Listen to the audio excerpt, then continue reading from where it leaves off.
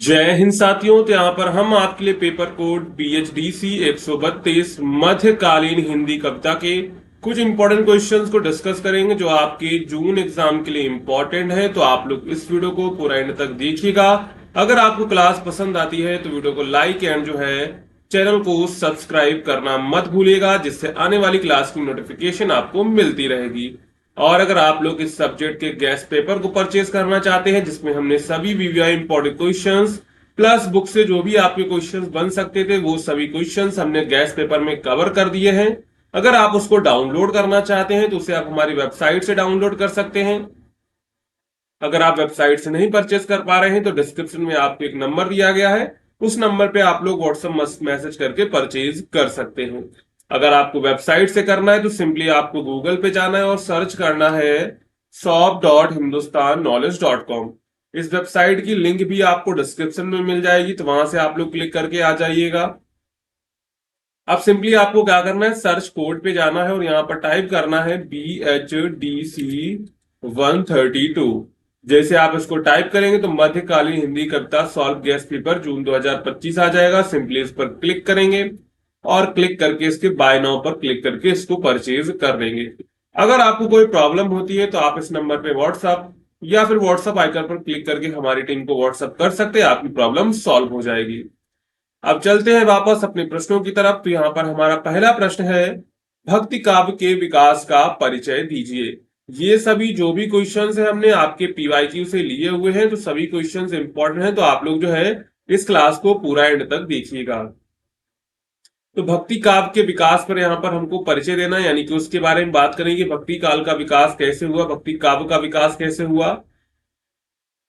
तो भक्ति काव्य हिंदी साहित्य का एक अत्यंत महत्वपूर्ण और समृद्ध युग है। यह मुख्यतः लगभग मध्यकालीन, लगभग जो है 14वीं से 17वीं शताब्दी में विकसित हुआ, जब भारतीय समाज में धार्मिक, सामाजिक और राजनीतिक परिवर्तन हो रहे थे।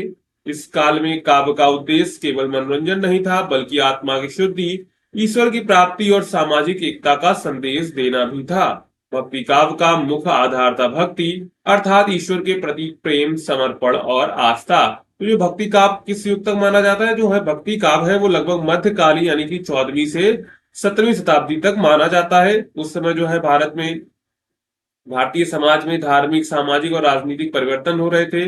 ये जो काव्य था ये सिर्फ मनोरंजन का माध्यम नहीं था, बल्कि आत्मा की शुद्धि, ईश्वर की प्राप्ति और सामाजिक एकता का संदेश भी देता था। भक्ति काव्य का मुख्य आधार था भक्ति, अर्थात ईश्वर के प्रति प्रेम, समर्पण और आस्था का भाव रखना। अब यहाँ पर देखते हैं भक्ति काव्य का ऐतिहासिक पृष्ठभूमि। तो 13वीं शताब्दी के बाद भारत में मुस्लिम आक्रमणों के कारण हिंदू समाज में भय, असुरक्षा और सामाजिक असमानता बढ़ने लगी। जात पात, छुआछूत, कर्म कांडों ने आम जनता को धार्मिक रूप से कमजोर बना दिया। ऐसे समय में भक्त कवियों ने भक्ति को एक सहज, सरल और सुलभ मार्ग के रूप में प्रस्तुत किया। उन्होंने कहा कि ईश्वर तक पहुंचने के लिए मंदिर, मूर्ति, यज्ञ या पुरोहित की जरूरत नहीं है, केवल सच्चे मन से भक्ति कीजिए, वही पर्याप्त है। अब इसके बाद भक्ति काव्य की विशेषताएं देखते हैं। तो ईश्वर के प्रति प्रेम और समर्पण। तो भक्ति काव्य में कवियों ने ईश्वर को अपना प्रिय मित्र, प्रेमी, स्वामी या बालक के रूप में देखा और उसकी सेवा को जीवन का उद्देश्य माना। इसके बाद मानवता का संदेश। इस काव्य में जाति पाति, ऊंच नीच के भेद को नकारा गया और सभी मनुष्यों को एक समान यहाँ पर माना गया है।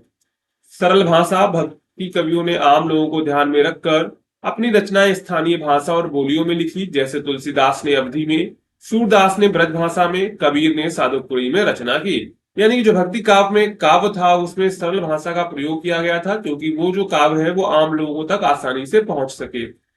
इसके बाद है आध्यात्मिकता और सामाजिक सुधार। यह काव्य आत्मा की शुद्धि, कर्म की महत्ता और सामाजिक समरसता का प्रचार करता है। इसके बाद जो है भक्ति काव्य दो प्रमुख प्रभावों में बढ़ गया, निर्गुण भक्ति काव्य धारा और सगुण भक्ति काव्य धारा। तो सबसे पहले हम लोग देखते हैं निर्गुण भक्ति काव्य धारा। तो इस धारा के अनुसार ईश्वर निराकार है, निर्विकार है, सर्वव्यापी है। इस धारा के कवियों ने मूर्ति पूजा और बाहरी कर्म कांडों का विरोध किया। उन्होंने प्रेम, ज्ञान और सच्चे भाव से ईश्वर की प्राप्ति को ही भक्ति का मार्ग माना था। इसमें सबसे प्रमुख कवि थे कबीरदास। इन्होंने हिंदू मुस्लिम दोनों धर्मों की कट्टरता से आलोचना की। उनके दोहे आज भी प्रसिद्ध है। पोथी पढ़ी पढ़ी जगमुआ पंडित भयानक कोय। इसके बाद दादू रैदास मलूकदास इन्होंने भी कबीर की परंपरा को ही आगे बढ़ाया था। तो इसमें क्या था, निर्गुण भक्ति काव्यधारा में क्या था, इसमें ईश्वर को निराकार माना जाता था, निर्विकार और सर्वव्यापी माना जाता था। उसमें जो है मूर्ति पूजा और बाहरी कर्म कांडों का विरोध किया जाता है। इसके बाद थी सगुण भक्ति धारा। तो इस धारा में ईश्वर को साकार रूप में स्वीकार किया गया। यह धारा दो शाखाओं में विभाजित थी, राम भक्ति काव्य धारा और कृष्ण भक्ति काव्य धारा। तो इसमें राम को ईश्वर अवतार माना गया है, जिसके प्रमुख कवि थे वो तुलसीदास थे, जिनकी रामचरितमानस एक अमर काव्य रचना है। इसके बाद थी कृष्ण भक्ति शाखा। तो इसमें भगवान कृष्ण की बाल लीलाओं और रास लीलाओं का वर्णन मिलता है। प्रमुख कवि सूरदास, मीरा, नंददास, हरिवंश आदि हैं। तो सूरदास ने वात्सल्य भाव में कृष्ण की बाल लीलाओं का सुंदर चित्रण किया। मीरा ने कृष्ण को अपना प्रेमी और पति माना। उनका संपूर्ण जीवन भक्ति में समर्पित रहा। इसके बाद भक्ति काव्य का क्या प्रभाव पड़ा, तो भक्ति काव्य ने समाज को नई दिशा दी। इसने धार्मिक कट्टरता, अंधविश्वास और सामाजिक असमानता का विरोध किया और एक समरस समाज का जो है सपना दिखाया। इसने साहित्य को लोक भाषाओं से जोड़ा और आम लोगों को धर्म और साहित्य के करीब लाया। इसके बाद हम लोग निष्कर्ष लेकर अपना उत्तर समाप्त करेंगे। तो भक्ति काव्य केवल एक साहित्यिक आंदोलन नहीं था, बल्कि यह सामाजिक और आध्यात्मिक क्रांति भी थी। इसने व्यक्ति को ईश्वर से जोड़ने को का सरल मार्ग दिखाया और भारतीय समाज में नैतिकता, करुणा, प्रेम और समता का संदेश फैलाया। भक्त कवियों का योगदान आज भी हमें मानवता, प्रेम और शांति का मार्ग दिखाता है। तो भक्ति काव्य क्या था, भक्ति काव्य ने हमको क्या किया, ईश्वर से जुड़ने के लिए जो है साधारण मार्ग दिखाया और समाज में नैतिकता, करुणा और प्रेम और समता का संदेश भी इस काव्य ने फैलाया। तो यहाँ पर हमने देख लिया काव्य का पूरा इतिहास की काव्य का जो है विकास कैसे हुआ। तो ये हमारा पहला प्रश्न था। अगर ऐसा प्रश्न आता है तो आपको ऐसे ही अपना उत्तर लिखना है, ठीक है। तो यहाँ पर हमने पहला प्रश्न अच्छे से कवर कर लिया है। अगर आपको पहला प्रश्न समझ में आया है तो वीडियो को लाइक कर दीजिए और चैनल को सब्सक्राइब कर दीजिए। साथ में टेलीग्राम को आप लोग ज्वाइन कर लीजिए। उसकी जो पीडीएफ है ना, इस क्लास की पीडीएफ हम वहां पर शेयर कर देंगे। तो वहां से आप लोग जो उस क्लास की पीडीएफ को वहां से डाउनलोड कर लीजिएगा। तो आप लोग टेलीग्राम को जरूर ज्वाइन कर लीजिए। उसकी लिंक है जो आपको डिस्क्रिप्शन में मिल जाएगी, तो वहां से आप लोग जरूर ज्वाइन कर लीजिएगा। इसके बाद है सूरदास की काव्य भाषा का विश्लेषण कीजिए। यानी सूरदास की काव्य भाषा कैसी थी उसके बारे में यहाँ पर चर्चा करेंगे। तो सूरदास हिंदी साहित्य के भक्ति काल के प्रमुख कवि हैं। वे अष्टछाप के प्रमुख कवि माने जाते हैं। सूरदास ने अपनी काव्य रचनाओं में श्री कृष्ण की बाल लीलाओं, रास लीलाओं और वात्सल्य भाव का अत्यंत सुंदर सुंदर चित्रण किया है। उनकी भाषा ने इन लीलाओं को जीवंत और हृदय स्पर्शी बना दिया है। सूरदास की काव्य भाषा मुख्यतः ब्रज भाषा है, जो उस समय उत्तर भारत में जो है साहित्यिक और सांस्कृतिक अभिव्यक्ति की एक समृद्ध भाषा थी। यानी कि जो सूरदास थे वो भक्ति काल के प्रमुख कवि थे और वो अष्टछाप के प्रमुख कवि माने जाते। उनकी काव्य रचनाएं किस पर थी, कृष्ण की बाल लीलाओं, रास लीला और वात्सल्य भाव के जो है वो सबसे वात्सल्य जो रस के वो सबसे सम्राट कवि थे। सम्राट कवि कौन थे, वात्सल्य रस के सम्राट कवि के रूप में जाना जाता है सूरदास को। किसको जाना जाता है, सूरदास। उनकी ज्यादातर रचनाएं जो है वो वात्सल्य रस में लिखी गई। किसमें लिखी गई है, वात्सल्य रस में लिखी गई, इसलिए उन्हें वात्सल्य रस का सम्राट कहा जाता है। तो उनकी भाषा में काव्य भाषा में ब्रज भाषा का प्रयोग हुआ है। सूरदास की भाषा ब्रज भाषा है, जो मथुरा, वृंदावन, गोकुल आदि क्षेत्रों की जनभाषा थी। सूरदास ने ब्रज भाषा को केवल बोलचाल की भाषा नहीं रहने दिया, बल्कि उसे काव्य की गंभीर और प्रभावशाली भाषा बना दिया। उन्होंने ब्रज भाषा में इतनी मिठास, भाव गंभीरता और साहित्यिकता भर दी कि यह भक्ति काव्य की प्रमुख भाषा बन गई।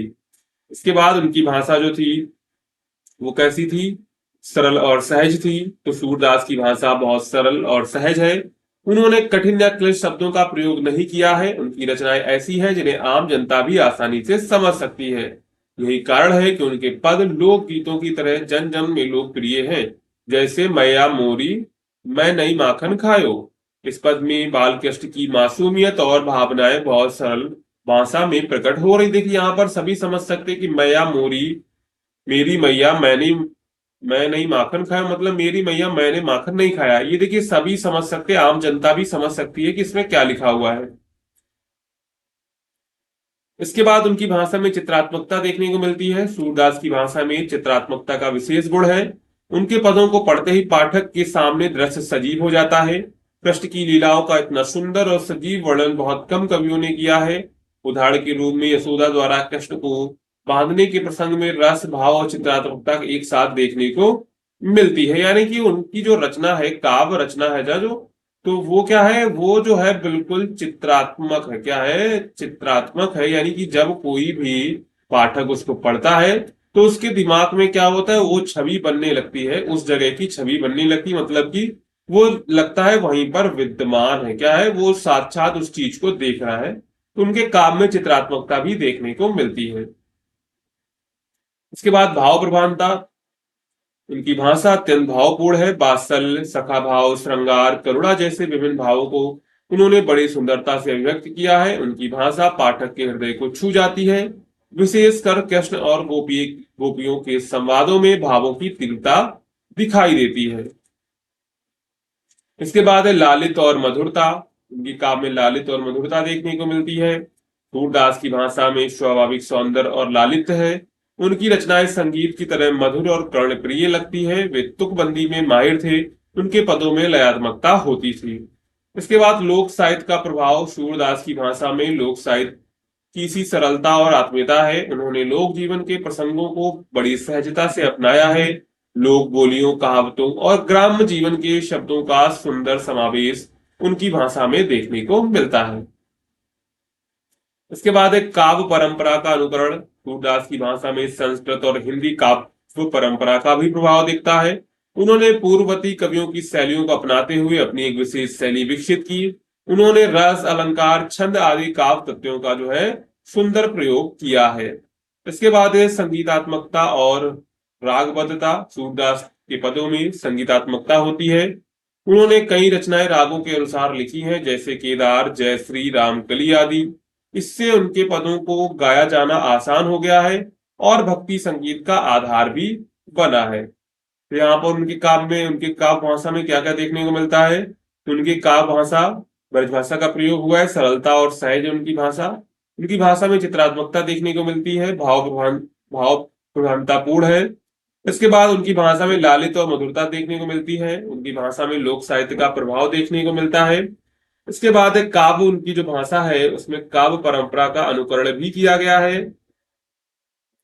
इसके बाद उनकी भाषा में संगीतात्मकता और रागबद्धता भी देखने को मिलती है। इसके बाद हम लोग निष्कर्ष लेकर अपना उत्तर समाप्त करेंगे। तो सूरदास की काव्य भाषा में गहरी भावनाएं, सौंदर्य, चित्रात्मकता और मधुरता का सुंदर संगम है। उन्होंने ब्रजभाषा को केवल एक क्षेत्रीय भाषा से ऊपर उठाकर एक समृद्ध साहित्यिक भाषा के रूप में स्थापित किया है। उनकी भाषा जनमानस से जुड़ी हुई है। यही कारण है कि उनके पद आज भी गाए जाते हैं, पढ़े जाते हैं और लोगों के हृदय में बसे हुए हैं। सूरदास ने अपनी भाषा से भक्ति, कला और सौंदर्य को एक साथ जोड़ने का अद्भुत कार्य किया है, जो उन्हें अमर बनाता है। तो यहाँ पर टोटल हमने 2 प्रश्नों को कवर कर लिया है। उसके बाद चलते हैं अगला प्रश्न। तो यहाँ पर अगला प्रश्न क्या है, जायसी के काव्य में निहित प्रेम तत्व का विवेचन कीजिए। यानी कि जायसी के काव्य में जो प्रेम निहित है उसके बारे में यहाँ पर हम लोग चर्चा करेंगे। तो मलिक मोहम्मद जायसी इनका पूरा नाम है। हिंदी साहित्य के एक महत्वपूर्ण कवि माने जाते हैं, जिन्होंने प्रेम को अपने काव्य का केंद्रीय तत्व बनाया। उनकी प्रसिद्ध रचना पद्मावत में प्रेम का गहरा, बहुआयामी और जो है आध्यात्मिक चित्रण मिलता है। जायसी के लिए प्रेम केवल मानवीय भावना नहीं, बल्कि एक ऐसी शक्ति है जो मनुष्य को ईश्वर से जोड़ती है, उसे आत्मा की गहराइयों तक ले जाती है। उन्होंने प्रेम को लौकिक यानी कि सांसारिक और अलौकिक ईश्वरीय दोनों रूप में प्रस्तुत किया है। तो यहाँ पर वो क्या कह रहे हैं, प्रेम केवल मानवीय भावना नहीं है, बल्कि एक ऐसी शक्ति है जो मनुष्य को ईश्वर से जोड़ती है, उसे आत्मा की गहराइयों तक लेकर जाती है। तो उन्होंने क्या किया, प्रेम को लौकिक, सांसारिक और अलौकिक यानी कि ईश्वरीय दोनों रूप में जो है प्रेम को प्रस्तुत किया है। तो सबसे पहले देखते हैं लौकिक प्रेम का चित्रण।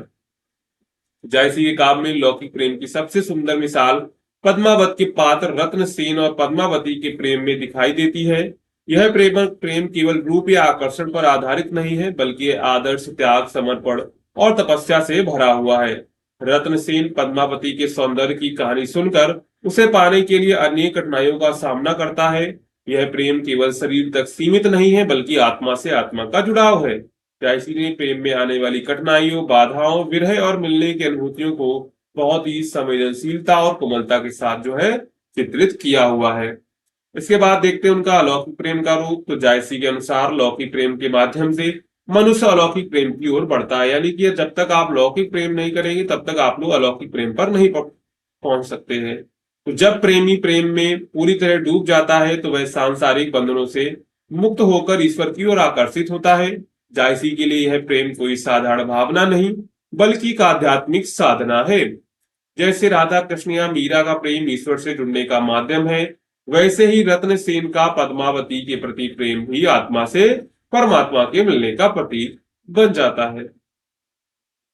इसके बाद प्रेम का मार्ग कठिन है। जायसी ने प्रेम को एक कठिन यात्रा बताया है। प्रेम करने वाला व्यक्ति कई बाधाओं और पीड़ाओं से गुजरता है। पद्मावत में रत्नसेन को पद्मावती को पाने के लिए अनेक कठिन रास्तों से होकर गुजरना पड़ता है। उसे अपने राज्य, जीवन और आत्मसम्मान तक को दांव पर लगाना पड़ता है। यह दर्शाता है कि प्रेम में त्याग, बलिदान और धैर्य आवश्यक है। यह मार्ग आसान नहीं, लेकिन वही सच्चा प्रेमी है जो अंत तक डटा रहता है। इसके बाद उन्होंने अपने काव्य में जो है प्रेम की पीर का वर्णन भी किया है। जायसी को प्रेम की पीर का कवि भी कहा जाता है।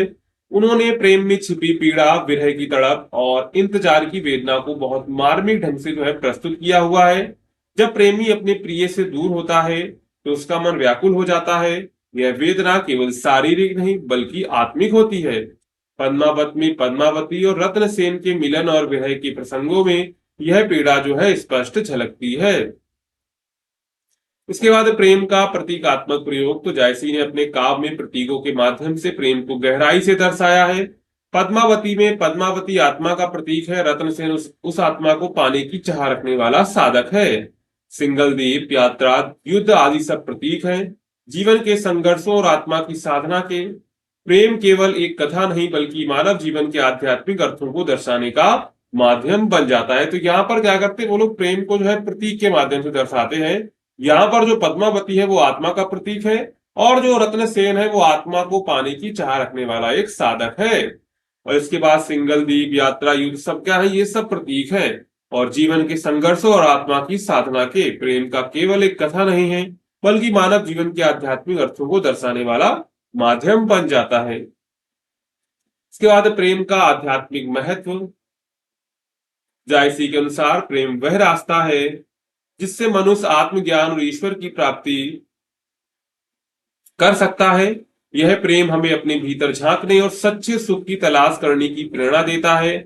जब प्रेम सच्चा और निस्वार्थ होता है तो वह व्यक्ति को ईश्वर के समीप ले जाता है। इसी कारण जायसी का प्रेम दर्शन हमें सूफी परंपरा की याद दिलाता है। ईश्वर से एकाकार होने की इच्छा प्रेम के माध्यम से ही व्यक्त होती है। यानी कि ईश्वर के साथ जो है एकाकार मतलब मिलने की जो इच्छा है ना, वो प्रेम के माध्यम से ही व्यक्त होती है।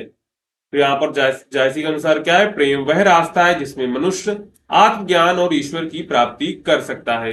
यह प्रेम हमें अपने भीतर झांकने और सच्चे सुख की तलाश करने की प्रेरणा देता है। जब प्रेम सच्चा और निस्वार्थ होता है तो वह व्यक्ति को ईश्वर के समीप ले जाता है। इसी कारण जायसी का प्रेम दर्शन हमें सूफी परंपरा की याद दिलाता है।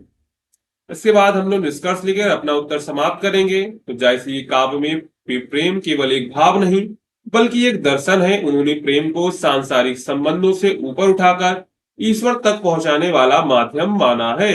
उनके काव्य में प्रेम की लौकिकता और अलौकिकता, उसकी पीड़ा, संघर्ष, प्रतीकात्मकता और आध्यात्मिकता सब कुछ गहराई से झलकती है। जायसी का प्रेम तत्व हमें सिखाता है कि सच्चा प्रेम वह है जो मनुष्य को उसके आत्मस्वरूप और ईश्वर से जोड़ दे। इस प्रकार जायसी का प्रेम दर्शन भारतीय साहित्य और संस्कृति की एक अमूल्य धरोहर है। तो यहाँ पर हमने टोटल 3 प्रश्नों को कवर किया हुआ है जो आपके एग्जाम के लिए इंपॉर्टेंट है। इसके बाद अब आपकी और क्लासेस आएंगी तो उनमें हम लोग और इंपॉर्टेंट क्वेश्चंस को कवर करेंगे। तो आप लोग जो है चैनल को सब्सक्राइब और टेलीग्राम चैनल को और वीडियो को लाइक करके जो है जरूर जाइएगा और टेलीग्राम को आप लोग जरूर ज्वाइन कर लीजिएगा। ठीक है, मिलते हैं अगली क्लास में, तब तक के लिए जय हिंद।